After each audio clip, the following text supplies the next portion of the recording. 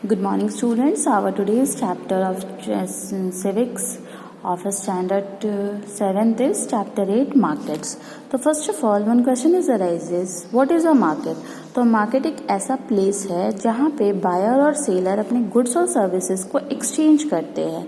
Market can be physical, market physical भी हो सकता है जहाँ पे बायर और सेलर इंटरैक्ट करते हैं जब अपने गुड्स को वो एक दूसरे से खरीद बिक्री करते हैं. वर्चुअल भी हो सकता है और इवन व्हेन बायर और सेलर इंटरैक्ट थ्रू इंटरनेट, और हम इंटरनेट भी शॉपिंग करते हैं.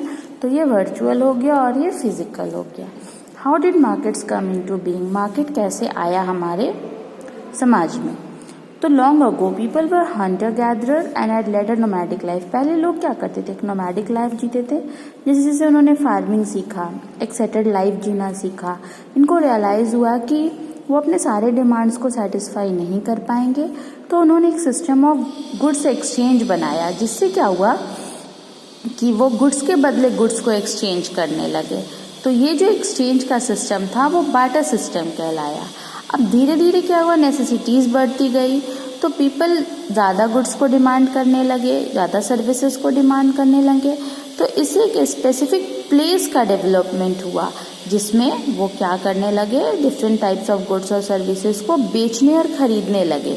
तो इस प्लेस को हम मार्केट कहेंगे. अब मार्केट का डिफरेंट टाइप्स हो सकता है. मार्केट में जनरली एक होलसेल मार्केट होता है और दूसरा रिटेल मार्केट होता है. तो होलसेल मार्केट में क्या होता है, शॉपकीपर गुड्स को बल्क में बेचता है, और रिटेल में क्या होता है, इसमें बहुत सारे काइंड्स ऑफ गुड्स को वो खरीद के बेचता है.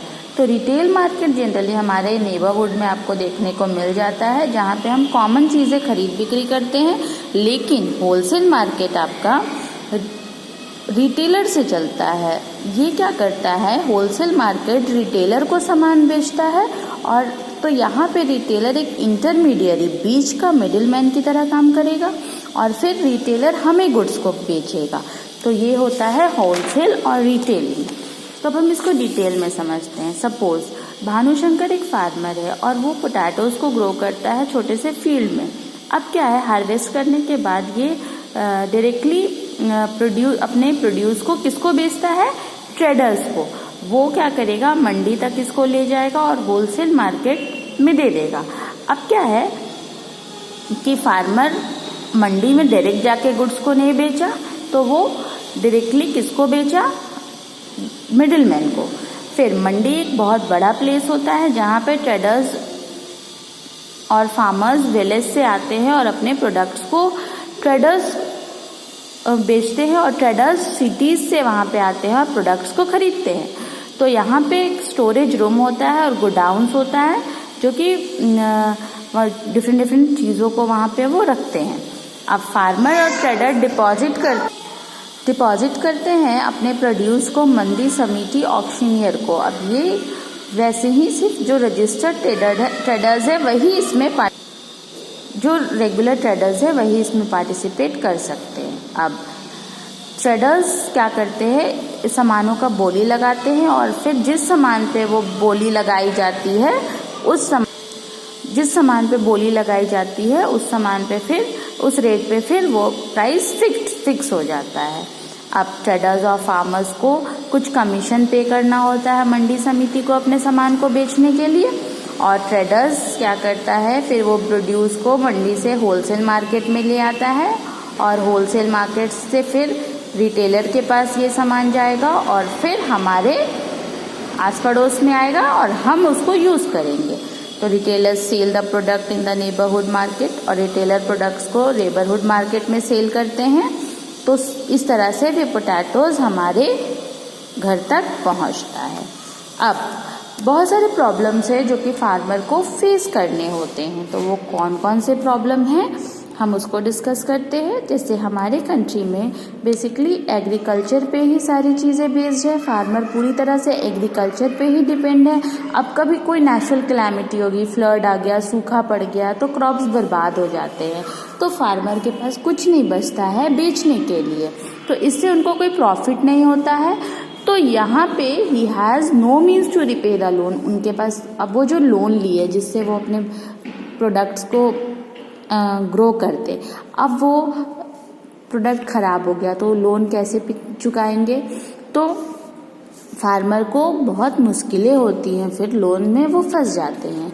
अब बहुत सारे ऐसे भी केसेस होते हैं कि फार्मर को अपना डेब्ट चुकाना पड़ता है, तो वो एक कैजुअल लेबर की तरह घर से निकल जाते हैं काम करने के लिए।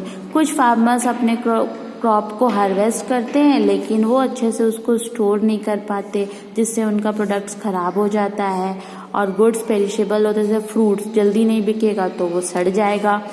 मंडी भी कभी कभी क्या करती है, बेसिक फैसिलिटीज़ में धोखाधड़ी करती है, जैसे वेट कम कर दी उसका, वेइंग मशीन उसका ख़राब हो या फिर वो जानबूझ के ख़राब कर देती है। तो इस तरह से मंडी भी उनको कम दाम में चीज़ें खरीद लेती हैं, तो जो उनका जितना बचत है वो नहीं हो पाता है और फार्मर इस तरह से अच्छे फर्टिलाइजर्स को अफोर्ड नहीं कर सकते और इस वजह से उनका जो सीड्स होता है वो गुड क्वालिटी का नहीं होता, जिससे वो चीज़ें अच्छे तौर पे नहीं उगा पाते। तो गवर्नमेंट को बहुत सारे स्टेप्स लेते हैं गवर्नमेंट भी, जिससे वो क्या कर सकते हैं, फार्मर के प्रॉब्लम्स को सल्यूशन प्रोवाइड कर सके और एक इफ़ेक्टिव एजुकेशन उनको प्रोवाइड कर सके, लेटेस्ट टेक्नोलॉजी के बारे में बता सके कि किस तरह से वो क्वालिटी और क्वांटिटी दोनों हार्वेस्ट कर सकते हैं, ज़्यादा मात्रा में भी और अच्छी क्वालिटी का प्रोड्यूस कर सकते हैं।